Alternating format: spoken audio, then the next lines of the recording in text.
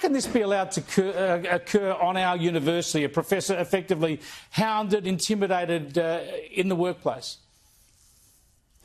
Well, Chris, good afternoon. And I have to say it's absolutely appalling, and to be targeted in the way that Professor Prower was is a disgrace.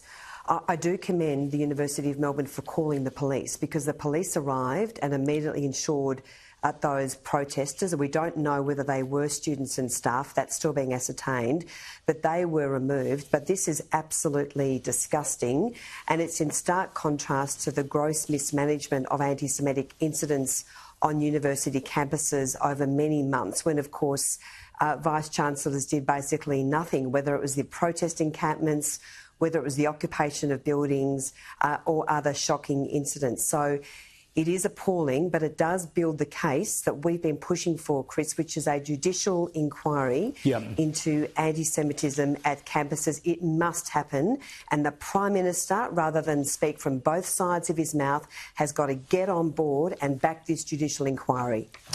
Well, there were a couple of arrests at the University of Western Sydney yesterday at an anti-Israel protest. Have a look.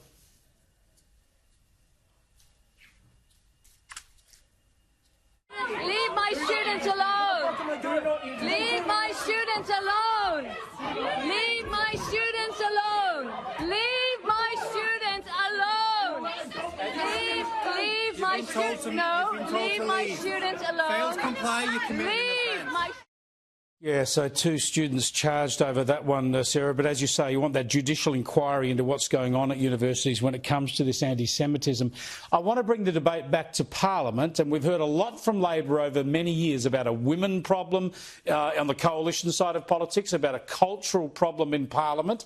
And then today we get the serving Chief of Staff of the acting Prime Minister saying she's being bullied out of her office. Here's a little more from Joe Tarnowski. Ultimately, it was my daughter who convinced me to come forward. When I was in a completely broken state a few weeks ago, she said, "Mum, maybe if you told people the truth, maybe someone would help you." Sarah Henderson, what's going on here? What needs to happen? Well, Chris, obviously everyone deserves to be in a workplace which is safe and free from bullying and harassment.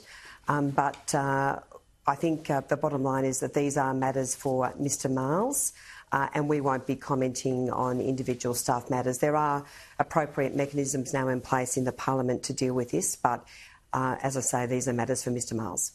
But isn't there a real issue of hypocrisy here from Labor when they've been attacking the coalition for so long and promising to do better themselves? Here's Anthony Albanese from a few years back.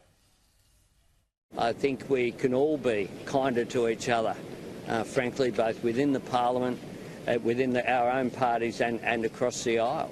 And I'll lead a government that will champion the rights of women.